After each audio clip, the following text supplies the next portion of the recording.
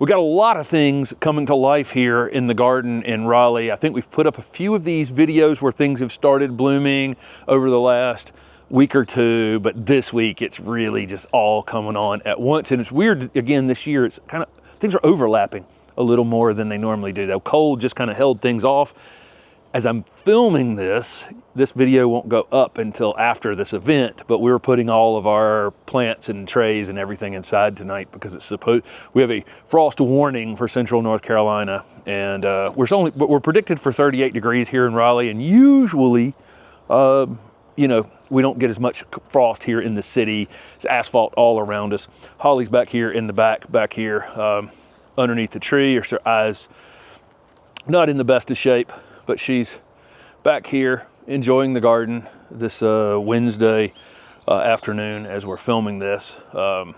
She's really struggling, but she's enjoying. We're having a cool day today, and so she's able to enjoy this little bit of a moment here. But those several issues going on with her, and but here's a moment we get to enjoy with her, right? She's underneath the Shasta viburnum. Shasta viburnum was in a video yesterday. As you're watching this, we did a viburnum video with I think 25 different viburnum in that video. But let's get to some things that are flowering. The Rosalinda Indian hawthorn hopefully is not going to take any frost damage tonight. Hopefully it doesn't. This one is a little bit cold sensitive. It's a zone 8 hardy Indian hawthorn, and you see those pink flowers. I hope that comes through, how vivid pink these actually are. They're just starting to open up. It'll be, as long as we don't get a frost on these tonight, I think we'll be, or any kind of heavy, you know, freeze, even worse, or, you know, something below 31 or 30. They should be fine, and I think another 4 or 5 days of some sunlight on it, we'll get it flowering. We've got this one limbed up into a tree, got some branches that are starting to cover up the path here. You know, as these flowers come out on it, it puts a little weight on it, and you start to get these dangling branches off of it. So I'm gonna have to, we'll come in here, show you in a video that will limb it up a bit. We're tree forming it, but we're tree forming it slowly over time. To the right is a dwarf Indian hawthorn, and that's that snowbank Indian hawthorn. This one is incredibly disease resistant, dwarf one, and it's white, and it's just starting to open flowers. So I'm showing it off because I don't know when I'm going to film again out here, but the flowers are fully, the buds are fully formed on here, and they're starting to open, but it'll be white in the next couple of weeks. But you see the difference between this dwarf Indian hawthorn and then Rosalinda. Rosalinda is basically a tree. And then there's one called Spring Sonata, which we don't have, that's also in the Southern Living Plant Collection. There's kind of a middle ground between these two. If you need something that's an Indian hawthorn like this that's 5 or 6 feet, and you're in zone 8, 9, or 10, that one would be a good choice as well. Slightly more open flowers on the sunnier side of the Rosalinda Indian hawthorn. But again, I'm gonna get in here and limb it up just a little bit and get lifted up just a bit so we can see under it a little bit more, because we actually have some things around it that are small, that it stays small on purpose. And once we get this thing lifted up enough, you'll be able to see through it all. That's the big plan. This autumn majesty Encore Azalea has things laying all over it since it was planted here. The Cestrum parquet was here. We moved it over to the front fence. It was this tall in this spot, blocking the sunlight on it. It's had things blocking it ever since it went in here. It finally has sunlight and adequate sunlight to really get it blooming. But this is a double purple. This one was only been out on the market for maybe 5 years or something at this point. Four years, something like that. This thing is a blooming machine.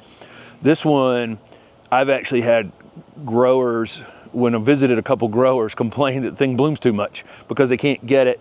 They need to take cuttings on it, and every time they go to take cuttings on it, they have flower buds, and the flower buds need to come off in order to do the cuttings, to reserve that energy, because if they stick it with the flower bud on it, then it'll bloom, and it'll put the energy into the flower rather than putting roots on the plant. So it's an interesting, very floriferous azalea. That'll, of course, come back around in the fall and do this again. It's not quite fully open. This may be, this is certainly top 5 favorite plants in the garden for, I think, Steph and I both. This is the Burning Love leucothoe, and it's coming into full flower now. And this is the greenest it ever is this time of year. And it's got these little dangling flowers on a raceme, similar to like a pieris, but the flowers are like blueberries. Again, same as pieris. It's got those little dangling, flowers off of them. This leucothoe, like bells. Yeah, bells is a good description. Steph just said they haven't filled out yet. They're just starting. But a lot of these ericaceous plants have similar flowers to this. The blueberries have more individual weeping little bells, where some of them come on racemes, like this leucothoe. This is a Japanese species of leucothoe. We have native leucothoe too, and we have a native leucothoe in the back garden. Great plants, really, but they're similar to azaleas in that they like acidic soil. They like moist, well-drained soil. Clay-based soils sometimes aren't the best for them, so make sure you mound it up just a little bit if you get one of these Burning Love leucothoe. So this is just the start of the season. You get this, it comes into full flower like this, and then the new growth will come on it, and it's almost red for several weeks. And then it goes into a kind of a maroon color, and then back to green, and then in the winter it's kind of a maroon color. So just a few weeks ago it was kind of a maroon color before it greened up and then flowered. So this thing is always doing something. I don't think we've pruned this plant since it's been in the ground. Is that true? I don't think we've ever had to touch it. So that's 3 to 4 years. It's less than 2 feet tall and 3 to 4 feet wide. I mean, how can you ask for a better ornamental plant to play nice in your garden? I think this one's getting a lot of sun, but the Rosalinda Indian hawthorn is filtering some of that sun some part of the day. So I think if I was going to put a disclaimer on this one, I'd say part shade. Not sun and part shade, not part shade and shade. I think part shade. Someplace where you can get 3 or 4 hours of direct sun on it. I think it's important to keep it compact like this and flowering this heavily, but not, a 15-hour day in June. I would like to point out the red vein sorrel back here. We used this in several places in the garden, and here it is basically coming back to life. It survives through the winter, but it can look a little bit rough, and then it comes out in the spring again and just does this. It's just so good. I probably should go and take out some of the tattered old leaves out of it right before it starts to do this every year. I think it'd be benefit from that type of pruning like we did on the hellebores and some other items in the garden. But this red vein sorrel is such a good ornamental plant. We've got it in several places. We've got it over by the vegetable garden. We've got it over by the patio in the back garden, and we've just got one here next to a rock on a little path intersection here, and it's just the coolest looking plant. I think when we filmed the Dr. Rupel clematis like 3 days ago, it had 1 open flower on it, and now it has, I don't know, several dozen open flowers on it, and lots more to come. This is just such a good clematis. Again, I'm terrible at putting it up here on the fence like it's supposed to be, and it just lays here on the ground next to the driveway. But it looks fantastic laying about on the ground. Somebody asked for an update the other day on the Pearls of Perfume mock orange, and it looks fantastic. It's coming out of dormancy. Obviously, it didn't have leaves on it during the winter time. I haven't done any pruning on it because these bloom right as they're coming out in the spring, and just absolutely come into full flower. This one has a double white flower on it. It's just as fragrant as other mock orange. I think it's an interspecies hybrid with one that's native to the Pacific Northwest. And then it's going to come into full flower, and then this one, the trick this one does is it just keeps blooming. It is almost always got at least a couple, 2 to 3, 4 flowers on it, and then in the fall it'll pick up pace just a little bit as it gets cool on the other side of summer. So full flower, then spotty flowers, and then back into kind of semi-flowering again in the fall. Again, it blooms on every part coming out in the spring, so that's why I don't do any pruning on it. But as soon as it's finished blooming in the next few weeks, and we'll show it in full bloom in one of these videos, we'll come in here and cut these down a bit and size control it. This is about the height I want to keep it. I think this is a good height for it. So I'm just going to come down about 2 feet every spring after it flowers, and it'll recover to this height every time.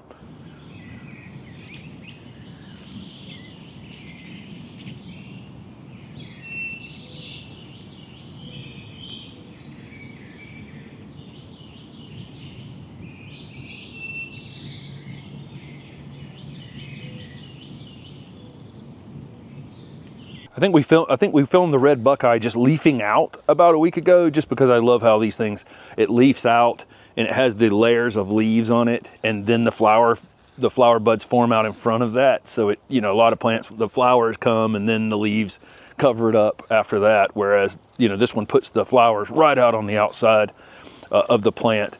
I love these. These are, you know, our native red buckeye. We've got native white buckeye as well. I also like going, you know, in Europe in May, mainly, you know, the European buckeye, the trees, you know, come into flower. The European horse chestnut, love those things. And I was in Germany a couple years ago with my son in May, and you know, those things are, you know, these giant trees, you know, where ours are kind of they're more understory ornamental trees rather than being, you know, almost, you know, giant shade trees.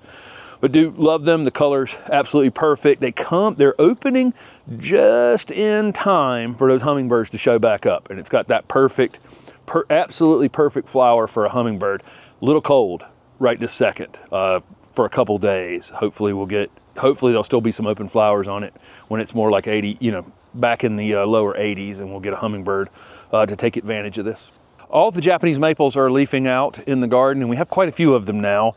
This is Twomley's Red Sentinel, which is kind of reputedly is more heat tolerant in the full sun of the red, you know, or darker colored foliage varieties. And so we'll see, because we got in a lot of sun here. It's the afternoon shadow is just casting across it here at 5 o'clock, but during the summer, this thing's just going to be absolutely cooked on this side of the garden. Hopefully it'll perform well.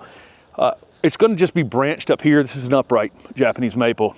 Where it's branched up, it's got a perfectly straight trunk, and then it's well branched right where I want it to be.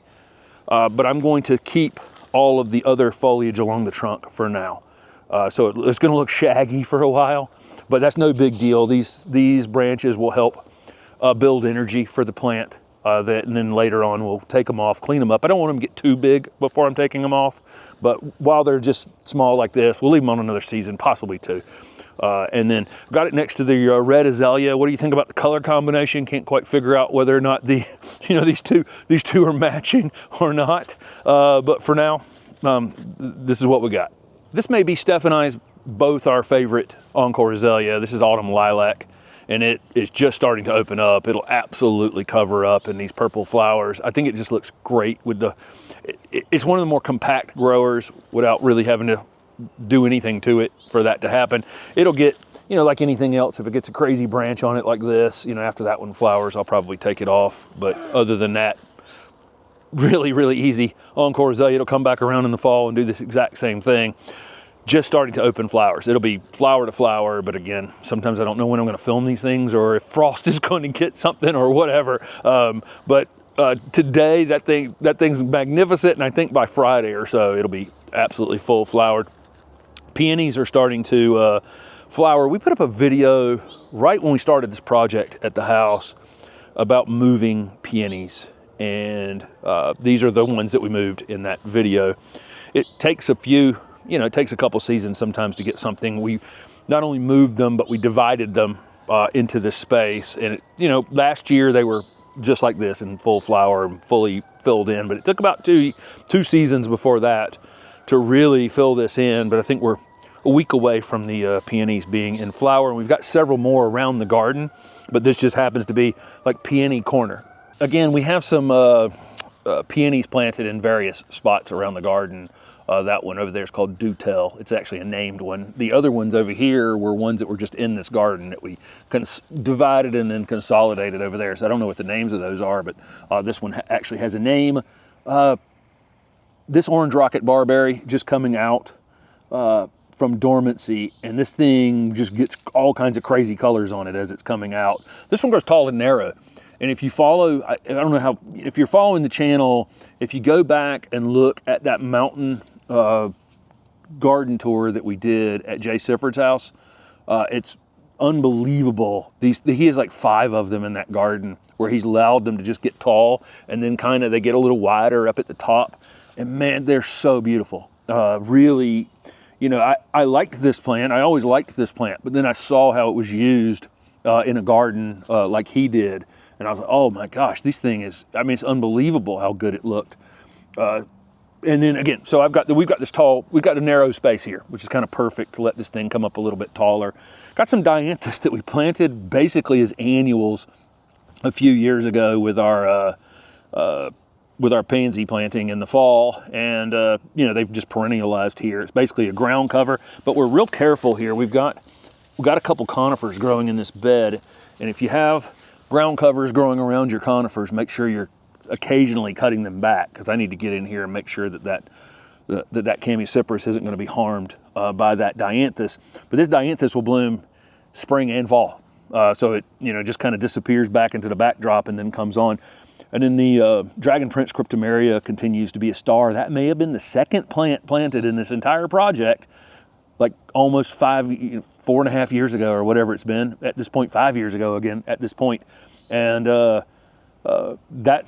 we haven't cut on it at all. That's how it's grown in 5 years. It's like the perfect ornamental plant because it looks great year round. It's got a bit of a flat back on it because I let this grape lay on it for some period of time. So again, the warning about the ground cover, you know, on the conifer, anything laying on your conifers can damage them.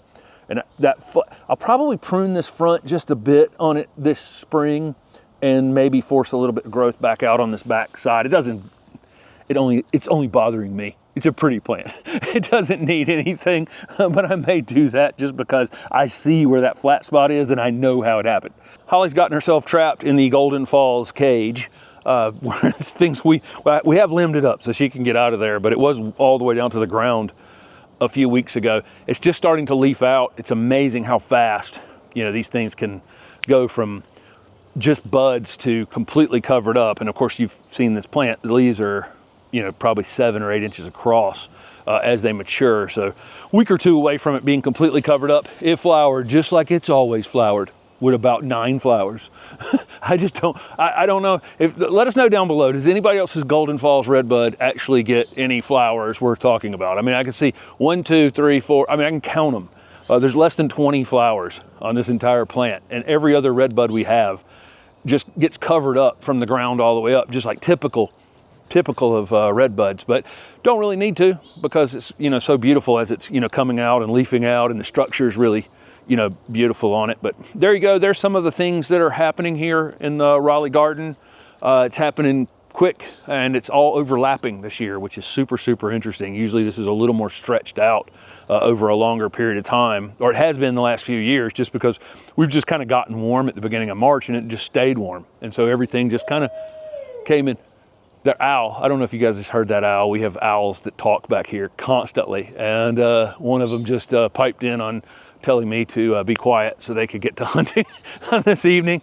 And Holly, the star of the video, as usual. Thanks for watching.